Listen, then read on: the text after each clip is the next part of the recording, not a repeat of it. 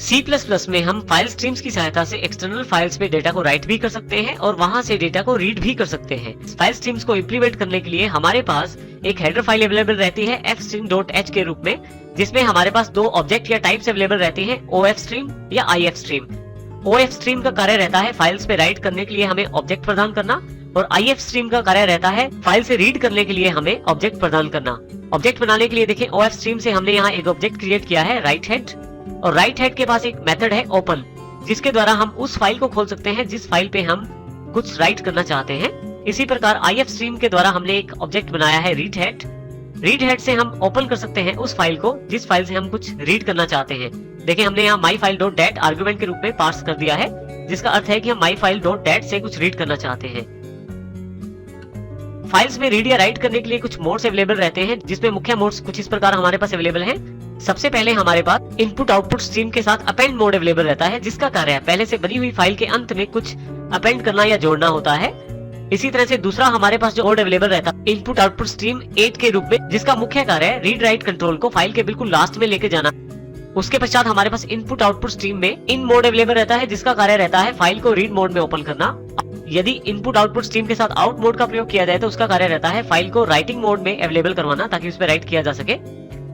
Trunk mode हमारे पास iOS input output stream में trunk mode हमारे पास अवेलेबल रहता है, जिसका मुख्य कार्य रहता है फाइल के कंटेंट्स को ट्रंकेटेड कर देना, अगर पहले से फाइल अवेलेबल हो तो। अब हम एक एग्जांपल के द्वारा फाइल स्ट्रीम्स को इंप्लीमेंट करते हैं। देखिए हमने यहाँ पे दो हेडर फाइल्स ली हैं, iostream.h के साथ fstream.h को भी शामिल किया गया है, क्योंकि अब मैं रीड और राइट करना चाहता हूँ फाइल के साथ, और OFStream और IFStream के द्वारा ही ये पॉसिबल है, इसलिए मैंने fstream.h को यहाँ हेडर फाइल में इंक्लूड किया है। सबसे पहले void main फंक्शन बनाया गया है। ब्लॉक के शुरुआत में हमने एक कैरेक्टर एरे लिया है info, जिसमें हमने 100 कैरेक्टर की स्टोरेज की क्षमता रखी है, अर्थात info में हम 100 कैरेक्टर्स को स्टोर कर सकते हैं। इसके साथ ही क्योंकि हम फाइल में राइट करना चाहते हैं सबसे पहले, तो OFStream के साथ writef के नाम से एक ऑब्जेक्ट तैयार करते हैं। writef.open के साथ हम उस फाइल को ओपन करेंगे जिसमें हम राइट करना चाहते हैं। आर्गुमेंट में जो नाम पास किया जाएगा उस फाइल के साथ writef हेड अटैच हो जाएगा।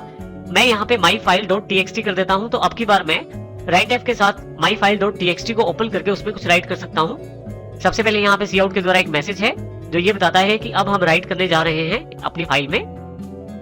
राइट करने के लिए सबसे पहले देखिए हमने यहाँ पे एक मैसेज दिया है please enter your name cout के द्वारा। अब यहाँ पे हमने cin के साथ गेट लाइन का प्रयोग किया है। cin के द्वारा एरे में यदि डायरेक्ट वैल्यू दी जाए तो स्पेस के पहले वाला पार्ट वो स्टोर करता है, स्पेस के बाद वाला पार्ट वो स्टोर नहीं करता। इस समस्या का हल हमारे पास cin.getLine फंक्शन से है। cin ऑब्जेक्ट के साथ getLine फंक्शन हमारे पास अवेलेबल है, जिसमें सबसे पहले हम एरे का नाम जिसमें हम डेटा स्टोर करना चाहते हैं, और साथ ही दूसरा आर्गुमेंट उसकी जो लिमिट है, जो उसके एलिमेंट्स की संख्या है, वो जानकारी देते हैं, जो हमारी 100 है यहाँ पे। अब जो भी आप लिखेंगे cin के द्वारा इन्फो में स्टोर कर दिया जाएगा। और उसके पश्चात यहाँ देखें ये लाइन सबसे इंपॉर्टेंट है, writef अर्थात राइट हेड के साथ जो हमारी एरे में जो इन्फॉर्मेशन है, इन्फो एरे के अंदर जो इन्फॉर्मेशन स्टोर है, उसको myfile.txt में राइट कर दिया जाएगा। फाइल में राइट करने का कार्य यहाँ पे writef हेड के साथ किया जा रहा है, और यूजर से इनपुट लेने का कार्य cin.getLine के द्वारा किया जा रहा है। इसी प्रकार से फिर से हम प्लीज एंटर योर एज का मैसेज डिस्प्ले करते हैं। यूजर के द्वारा जो भी एज दी जाती है उसको cin के द्वारा इन्फो में स्टोर कर दिया जाता है। फिर writef के द्वारा उस एरे को जिसमें एज को स्टोर किया गया है फाइल पे राइट कर दिया जाता है। हमारी फाइल का नाम myfile.txt है। उसके पश्चात एड्रेस के लिए मैसेज प्रिंट करवाया जाता है प्लीज एंटर योर एड्रेस। जो एड्रेस टाइप किया जाता है उसको फिर से इन्फो एरे में स्टोर किया जाता है। यदि आपके पास देखें एड्रेस बहुत बड़ा है अर्थात काफी बड़ी लाइन में है, तो आप उसके लिए फिर से cin.getLine का प्रयोग करें, अन्यथा स्पेस से पहले वाले कैरेक्टर ही केवल एरे में स्टोर किए जाएंगे। और जब आप cin.getLine का प्रयोग करेंगे स्पेसिस के साथ भी कैरेक्टर्स को इन्फो में स्टोर किया जाएगा। हम यहाँ पे cin के साथ इन्फो एरे में फिर से एड्रेस स्टोर करवा देते हैं। इस एरे में स्टोर किए गए एड्रेस को हम फिर से writef के द्वारा फाइल पे राइट कर देते हैं। तो हमने सबसे पहले यहाँ पे नेम, फिर एज और फिर एड्रेस को फाइल पे राइट किया है। हमारी फाइल का नाम myfile.txt है। राइट करने के पश्चात हम इस फाइल को क्लोज कर देते हैं writef.close फंक्शन के साथ। डेटा को फाइल से रीड करने के लिए हम एक और ऑब्जेक्ट या टाइप का प्रयोग करते हैं IFStream। इसके द्वारा हम एक ऑब्जेक्ट बनाते हैं readf। readf हमारे पास उस फाइल से रीड करेगा जिसमें हमने राइट किया था। इसके लिए हम readf.open फंक्शन का प्रयोग करते हैं, जिसमें हम myfile.txt को एज एन आर्गुमेंट देते हैं। इसका अर्थ है कि अब readf के द्वारा myfile.txt से डेटा को रीड किया जाएगा, जिसमें हमारी इंफॉर्मेशन पहले से स्टोर की गई है। अब यहाँ पे सबसे पहले एक मैसेज दिखाया जाता है, here's your stored information from myfile.txt।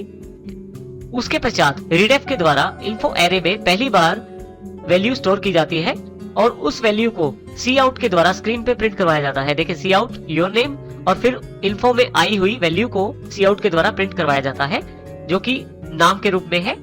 उसके पश्चात फिर से cout योर एज एक मैसेज प्रिंट करवाया जाता है एज का।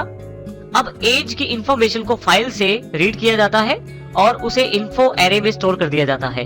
इसे स्क्रीन पे दिखाने के लिए फिर से हम cout इन्फो का प्रयोग करते हैं, साथ में एलडेल। लास्ट में हमारे पास योर एड्रेस का मैसेज प्रिंट करवाया जाता है। फिर से readf के द्वारा फाइल से एड्रेस को रीड किया जाता है और इन्फो एरे में स्टोर किया जाता है। उसे फिर से cout के द्वारा एरे में स्टोर किए गए एड्रेस को स्क्रीन पे प्रिंट करवाया जाता है। फाइनली हम सारी इंफॉर्मेशन को रीड करने के पश्चात अपनी फाइल को क्लोज करते हैं readf.close की सहायता से।